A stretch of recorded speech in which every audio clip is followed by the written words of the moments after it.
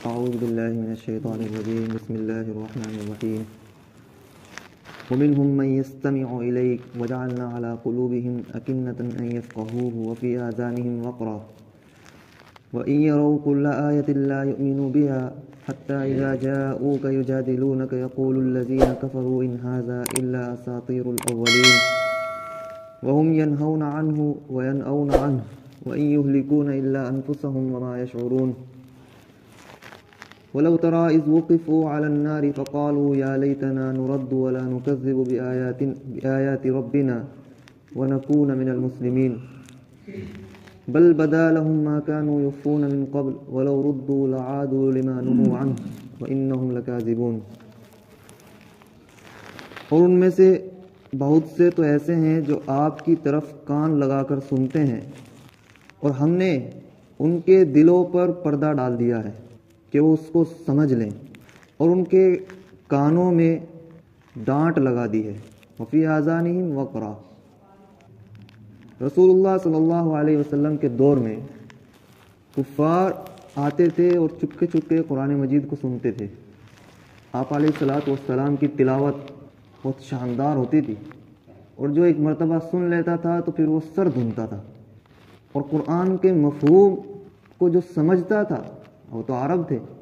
ایک تو تلاوت شاندار ہو، جو عربی نہ سمجھنے والے ہیں اگر بہترین قاری قرآن کریم کی تلاوت کر رہا ہو نماز کے اندر تو نماز میں وہ مزہ آتا ہے، بغیر سمجھے بھی وہ مزہ آتا ہے کہ اگر سمجھ لیں تو پھر کیا مزہ، بہت جاندار طریقے سے. تو رسول اللہ صلی اللہ علیہ وسلم کا معمول تھا کہ آپ رات بھر نمازیں پڑھتے اور اس میں قرآن مجید کی تلاوت کیا کرتے تھے، بلند آواز سے تلاوت کرتے تھے.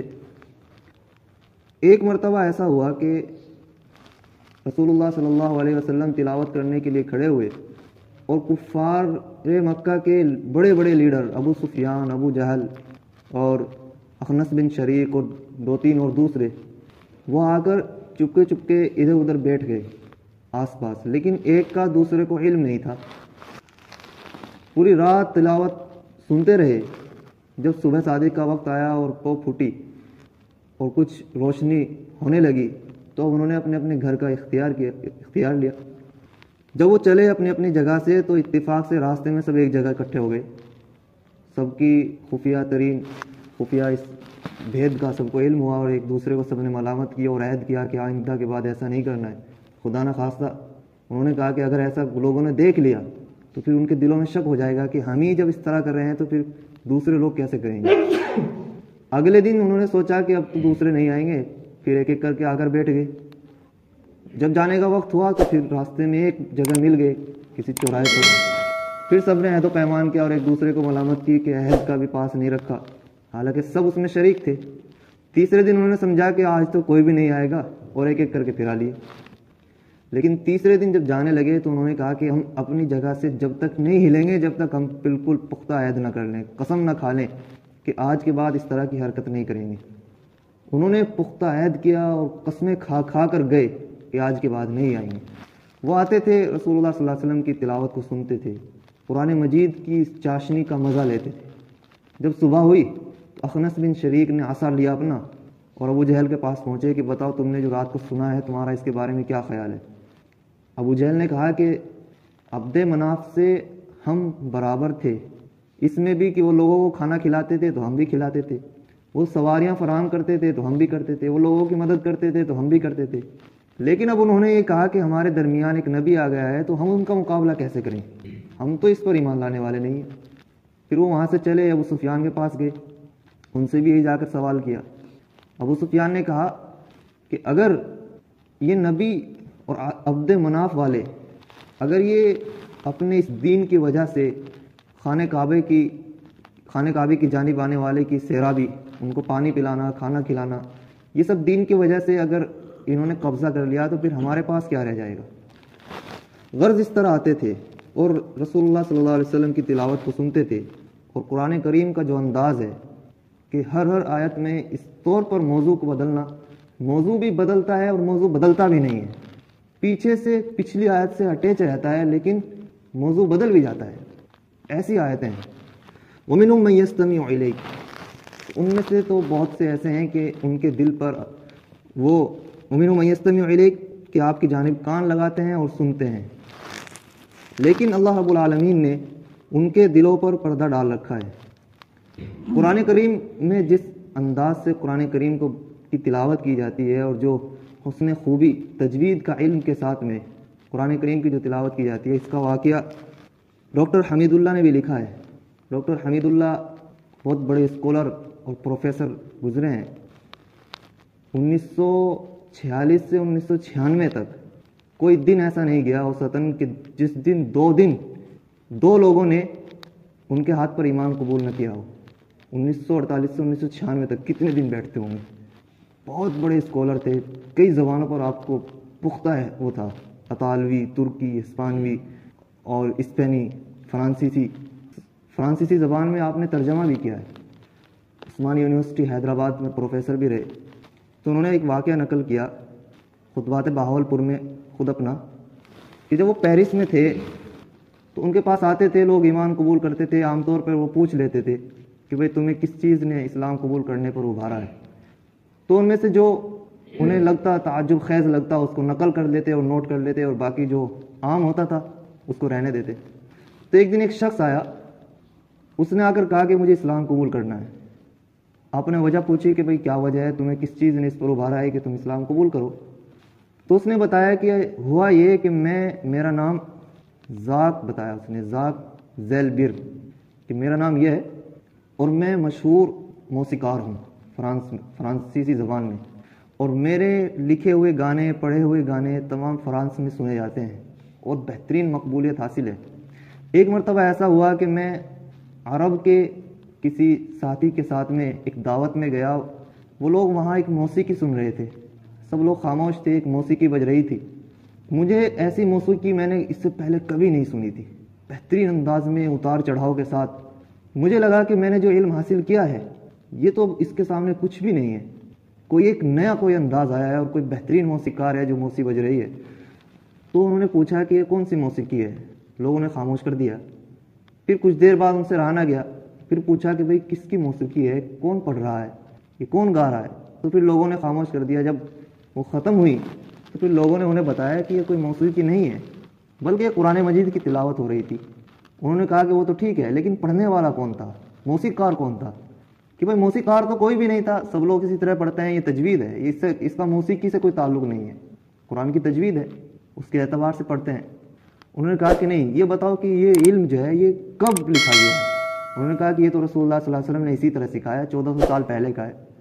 تو انہوں نے کہا کہ جب اتنا شاندار موسیقی کا علم 1400 سال پہلے لکھا گیا تو پھر یہ کتاب ضرور خدا کی کتاب ہوگی، اور جس رسول پر یہ کتاب آئی ہے وہ ضرور جو ہے خدا کی جانب سے ہوگا۔ تو میں نے کئی قاریوں کی تلاوت سنی اور مجھے لگا کہ اس کے علاوہ کہ یہی خدا کی کتاب ہے اور آپ مجھے جو ہے اسلام کلمہ پڑھا دیں۔ تو ڈاکٹر حمید اللہ نے ان کو کلمہ پڑھایا، اور الجزائر کے کوئی ساتھی تھے ان کے ساتھ لگا دیا کہ آپ ان کو دین کا علم حاصل کرائیں۔ ان کے ساتھ وہ علم حاصل کرتے رہے، کافی دن بعد آئے اور دونوں پریشان تھے، وہ الجزائری ساتھی بھی اور وہ موسیقار بھی۔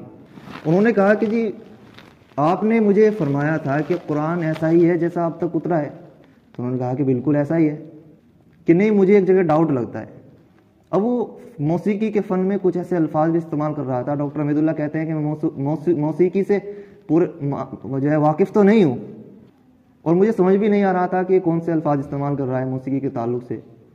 تو اس نے کہا جی آپ نے جو قاری صاحب لگائے ہیں انہوں نے مجھے جو پڑھایا ہے، اس نے سورہ نصر وہ پڑھا رہے تھے، اذا جاء نصر اللہ والفتح ورأيت الناس يدخلون في دين الله افواجا فسبح بحمد ربك واستغفر انه كان توابا، وہ پڑھا رہے تھے۔ تو اس میں جو قاری صاحب نے پڑھایا، انہوں نے یہ پڑھایا کہ افواجن، افواجا، اور یہاں سانس توڑ کر پھر پڑھایا فسبح بحمد ربک۔ لیکن میں کہتا ہوں کہ یہاں سانس نہیں ٹوٹنا چاہیے، ایسا ہونا چاہیے افواجن فسبح۔ میرا علم تو یہ کہتا ہے۔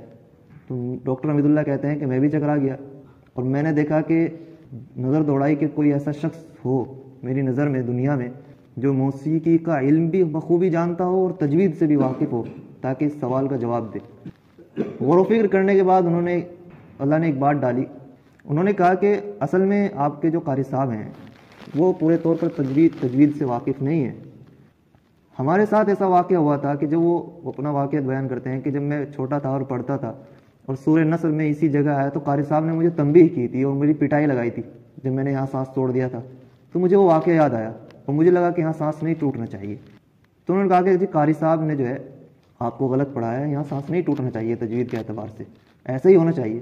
تو اس نے سنا اور ان کو گود میں اٹھا لیا اور پورے گھر میں جو ہے ناچتا پھرا کہ بہت شاندار ہے, بہت شاندار. پھر ڈاکٹر حمید اللہ نے جو ہے ان کے پاس میں دوسرے قاری صاحب کو لگایا جو عمدہ تجوید کے ماہر تھے. غرض ایسے ایسے واقعے آج بھی نمودار ہو رہے ہیں اور ایسے ایسے لوگ ڈاکٹر حمید اللہ جیسے آج کے اس دور میں بھی ہیں. 2002 میں آپ کی وفات ہے, کئی زبانوں پر عبور رکھتے تھے, اسی دور کے تھے, کوئی پہلے زمانے کے نہیں تھے کہ اس وقت خدا کی مدد ہوتی ہو زیادہ. آج بھی وہی ہوتی ہے, پہلے بھی وہی ہوتی ہے, لینے والے چاہیے. 1970 میں پھر اس شخص کا انتقال ہو گیا موسیقار کا. بہترین مسلمان ثابت ہوا اور بہترین مسلمان بنا. تو جو سنتا تھا قرآن مجید کو, جو سنتا تھا بہترین تلاوت کے ساتھ میں, بہت سے تھے کہ کان لگا کر سنتے تھے قرآن مجید کو, لیکن ان میں وہ تھے جن کے دلوں پر اللہ نے پردہ ڈال دیا تھا. ان کی ہٹ درمی تھی, وہ سمجھنے والے نہیں تھے اور تعصب کی بنا پر, ہٹ درمی کی بنا پر, دشمنی کی بنا پر وہ نہیں سمجھتے تھے. ان کو یہ تھا کہ تو یہ خاندان تمہارے سے اونچا ہونا چاہتا ہے, حالانکہ حقیقت ان کے سامنے واضح تھی. تو اللہ فرما رہے ہیں وَجَعَلْنَا عَلَىٰ قُلُوبِهِمْ أَكِنَّةً أَن يَفْقَهُوا وَفِي آذَانِهِمْ وَقْرًا, اور ہم نے ان کے دلوں پر پردہ ڈال دیا تھا تاکہ وہ سمجھ نہ لیں. یعنی ان کے اس عمل کی بنیاد پر, اس سے اللہ رب العالمین کی ذات پر کوئی آنچ نہیں آتی کہ اللہ نے جب پردہ ہی ڈال دیا تو پھر ان کے نہ سمجھنے پر خطرہ کیا ہے, بلکہ بار بار کی تنبیہ کی بنیاد پر پھر انسان اگر ایک دوسری چیز سے دستبردار ہو جائے اور کہے کہ جب تمہیں جانا ہی ہے تو پھر بھاڑ میں جاؤ, پھر اللہ پر کوئی آنچ نہیں آتی. تو پھر ان کے دلوں کو بند کر دیا گیا ان کے بار بار تعصب کی بنیاد پر. وفی آذانہم وقرا, اور ان کے کانوں پر ڈانٹ لگا دی گئی. حقیقت میں ڈانٹ نہیں تھی بلکہ ان کو ہدایت نہیں دی گئی. مطلب یہ وَإِن يَرَوْا كُلَّ آيَةٍ لَا يُؤْمِنُوا بِهَا, اور جب بھی وہ کسی آیت کو سنتے دیکھتے تو ایمان نہ لاتے تھے, ایمان لانے والے نہیں تھے. حتیٰ اذا جاءوک یجادلونک یقول الذین کفروا, یہاں تک کہ جب وہ آپ کے پاس آتے تو آپ سے جھگڑا بھی کرتے تھے, ساتھ میں تکلیفیں دیتے تھے. یقول الذین کفروا ان ھذا الا اساطیر الاولین, اور وہ لوگ کہتے تھے جنہوں نے کفر کیا کہ یہ تو پرانے لوگوں کی منقولہ باتیں ہیں, جو قصے قرآن ذکر کر رہا ہے یہ تو چلی آ رہی ہیں ایسے ہی پیچھے سے, ان کے بیان کرنے سے فائدہ کیا ہے, وہ یہ کہتے تھے. وَهُمْ يَنْهَوْنَ عَنْهُ وَيَنْأَوْنَ عَنْهُ, لوگوں کو بھی اس سے دور رکھتے تھے, منع کرتے تھے کہ اس کے قریب مت جانا, اور خود بھی اس سے بھاگتے تھے. وَإِن يُهْلِكُونَ إِلَّا أَنفُسَهُمْ وَمَا يَشْعُرُونَ, اور وہ صرف اپنا ہی نقصان کر رہے تھے, ان کو سمجھ